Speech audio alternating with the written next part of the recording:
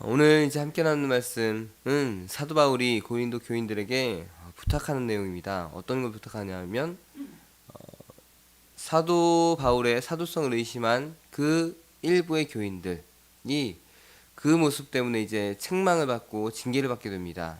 그 징계 받은 그들을 그저 미워하고 징계로 끝나게 하는 것이 아니라 그들을 받아들이고 하나님의 사랑으로 그들을 품고 그 사랑을 나타내라고 부탁하고 있는 말씀입니다. 우리 성도님들께서는 내가 모함당하고 어려움당하고 힘들게 된 상황을 맞이했을 때 억울하게 누명 쓴다거나 어느 누구로부터 오해가 만들어져서 피해를 받게 된 경우 나를 그렇게 힘들게 만든 사람에 대해서 마음이 어떨 것 같으신가요? 한없는 용서와 사랑의 마음을 품게 되는 건 아니죠. 미워지고 복수가 생각나고 마음과 생각으로 온갖 저주의 그런 마음을 갖고 생각을 품게 되는 그것이 우리의 연약한 모습입니다. 나는 아무 잘못이 없는데 오히려 모든 일에 최선을 다하고 또한 다른 사람이 피해를 입지 않을까 조심조심하며 상대를 힘들게 할 것 같은 일을 도맡아 내가 다 담당했는데 오해와 시기 등으로 오히려 조심했던 내가 피해를 받으면 스스로는 억울하다라는 생각과 동시에 그렇게 만든 사람에 대한 원망 또한 미움, 복수와 저주를 품게 되는 것이 우리의 연약한 모습 중에 하나입니다. 오늘 말씀에서도요, 사도 바울은 참 마음이 불편하고 힘든 상황에 처해 있습니다. 우선 바울 자신이 예수 그리스도의 온전한 사도가 아니라는 그런 공격 때문에 소문과 오해로 고린도 교인들 사이에서 사도성을 분명히 의심받고 있었고, 그러한 것이 자신에게만 피해로 온 것이 아니라 고린도 교회 성도들 간의 분쟁과 또한 다시 이루어야 할 화합이 깨지는 이루어지지 못하고 있는 상황으로 여전히 치닫고 있는 모습이 그려지고 있습니다.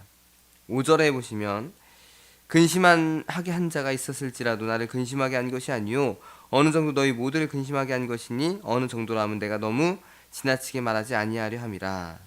여기서 근심하게 하는 자라고 하는 것이 거짓 교사들에게 꼬임을 당해서 사도 바울의 사도성을 의심하게 만든 자를 가리키는 말입니다. 그런데 이 근심하게 만든 자는 사도 바울만 근심하게 한 것이 아니라 누구까지 근심하게 했어요? 고린도 교인들 너희 모두를 근심하게 했다고 말씀했죠. 고린도 교인 모두를까지 근심하게 만들었습니다.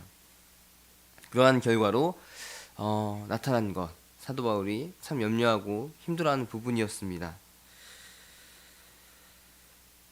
그래서 사도 바울은 고린도 후서 전에 하나의 편지를 그들에게 썼다고 했죠. 눈물의 편지. 눈물의 편지에서 이들 문제를 일으키는 일부 고린도 교인들을 처벌해 줄 것을 요청을 했던 모양입니다.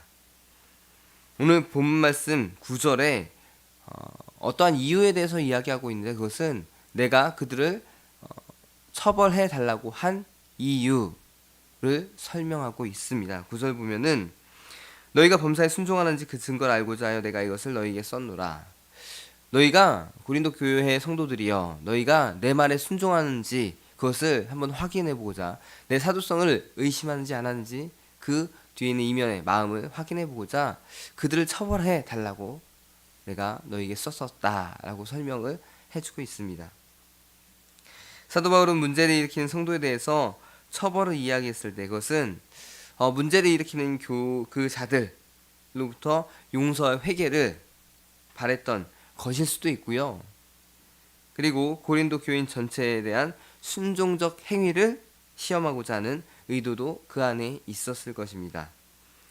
이러한 요청에 고린도 교인들은 다행히도 그 요청을 거부하지 않고 순종을 하게 됩니다. 이제 그렇게 순종한 그들에게 사도 바울이 그걸로써 이제 너희들은 할 것은 다 했다. 이제 너희들 서로가 화합하자라고 이야기하지 않았습니다. 그 뒤에 있는 용서와 또한 사랑을 그들 마음 가운데 품을 것을 당부합니다. 7절에 보시면은 그런즉 너희는 차라리 그를 용서하고 위로할 것이니 그가 너무 많은 근심에 잠길까 두려워하노라. 바울은 징계한 고린도 교인 일부에 대해 이제 전체 교회 성도들이 그들을 용서하고 위로해 줄 것을 당부하고 있습니다. 비록 자신이 공격을 당하고 그로 인해서 교회가 시끄러워지고 쉽게 봉합될 수 있었던 고린도 교회가 그렇게 되지 못하는 안타까운 상황으로 자신이 왔다 갔다 해야 되고 또 눈물의 편지를 보내야 되는 그런 어려운 상황들이 있었지만 이제 그렇게 만든 사람들을 용서하고 다시 교회가 하나가 되기를 바라는 그 마음을 오늘 말씀에 담았습니다. 그런데 그 바울이 말하는 용서는 단순한 화합과 하나됨이 아닙니다. 이 용서는 그들이 받은 사랑을 그대로 그 흐리게 하는, 어지럽게 하는 그 일부의 교인들에게 나타내는 것, 그러한 용서를 사도 바울이 요청을 하고 있습니다. 8절에 보시면은 그러므로 너희를 권하노니 사랑을 그들에게 나타내라고 이렇게 이야기하고 있습니다. 용서하고 사랑하는 것은 우리가 하나님께 받은 가장 큰 은혜입니다. 우리의 죄를 우리가 어떠한 것도 하지 않았는데 하나님께서는 예수님을 통해서 용서해 주셨고 예수님으로부터 해서 그 사랑이 나타나 지금 우리에게 이어지고 있습니다. 사도 바울은 이러한 인간이 받은 그러한 사랑을 그대로 나타내는 순종을 하라고 명하고 있습니다. 이것은 고린도 교인들에게만 당부하고 지키라고 했던 것이 아니라 사도 바울이 먼저 용서하고 품은 그 모습이 먼저 있습니다. 따지고 보면 인간적인 생각으로는 사도 바울이 용서하라고 권면할 수가 없습니다. 자신을 오해하고 잘못된 소문을 퍼뜨리고 그로 인해서 다시금 봉합될 수 있었던 고린도 교회가 그렇게 되지 못하는 상황으로 더 치닫고 있었습니다. 다시금 세워보려는 그런 노력들이 물거품이 된 상황이었기에 사도 바울은 절대 그들을 용서할 수 없는 그런 상황이었을 것입니다. 그런데 그는 마음에 이미 그들을 용서했고 더 나아가서 이제 자기가 했던 그 용서를 고린도 교인들에게 당부하고 요청하고 있습니다. 모든 징계와 처벌은 사람을 무너뜨리는 것이 아니라 다시 세우는 게 목적이 되어야 됩니다. 그리고 그 세움은 하나님의 사랑 안에서 내가 받은 그 사랑 안에서 그 사랑을 다시 그들에게 나타내므로 그들을 세우는 것이 되어야 됩니다. 내가 받은 것에 대한 보복으로 징계가 끝나서는 안 됩니다. 용서와 사랑은 하나님의 사랑을 그대로 나타내는 순종의 모습입니다. 사도 바울은 비록 자신이 고통을 당하고 있지만 그것에 대해서 분풀이를 하지 않았습니다. 오히려 원인 제공자들에 대한 용서를 그의 마음 가운데 이미 했고 또한 고린도 교인들에게까지 그 모습을 요청을 하고 있습니다. 오늘 말씀을 통해서 우리가 함께 생각해 볼 것은 용서하고 사랑하는 마음이 내 마음속에 얼마나 있나 하는 것입니다. 우리는 공격당하고 피해를 당하는 것에 참지 못하고 울분을 토하고 또한 많은 화를 나타냅니다. 그저 당하고만 있으라는 것이 아니라 그런 공격과 피해에 대해 당연히 자신을 방어를 해야겠지만 그런 상황 속에서 그렇게 만든 자들에 대해서 원망, 징계, 보복만을 생각하지 마시고 하나님의 사랑을 마음에 품고 그 가장 마지막 마무리를 사랑으로서 품어내는 모습을 우리가 가져야 합니다. 이게 쉬운 일은 아닙니다. 인간적으로 봤을 때도 내가 당한 것은 그대로 갚아야지 내가 속이 시원하고 내가 당한 것을 그대로 전해 주어야 그도 그 고통을 알고 이제 그런 행동을 하지 않겠다라고 우리는 생각을 하게 됩니다. 그래서 똑같이 공격하고 똑같이 행동합니다. 그런데 이렇게 행동하는 것은 우리가 하나님께 받은 사랑을 그대로 흘려보내는 모습이 되지를 않습니다. 사도 바울도 참 많이 힘들었을 것입니다. 그는 1년 반의 사역 동안 교회를 든든하게 세웠지만 또한 그들 가운데 분쟁과 또한 거짓 교사들로 인해서 그 교회가 봉합될 수 없는 모습으로 더욱더 나가는 것, 더 힘들었고 더 안타까웠고 또한 마음속에 화가 참 많이 있었을 것입니다.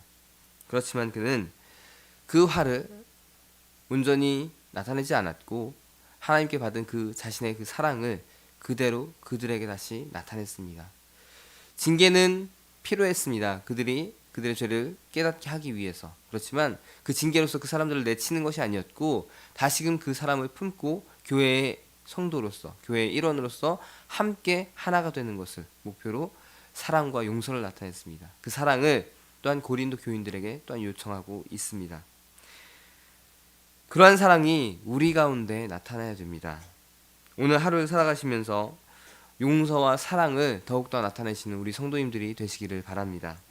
억울하고 아프고 힘들지만 그 안에서 나에게 주시는 하나님의 사랑을 떠올리시고 사랑으로 용서로 보듬는 우리의 모습이 되기를 바랍니다.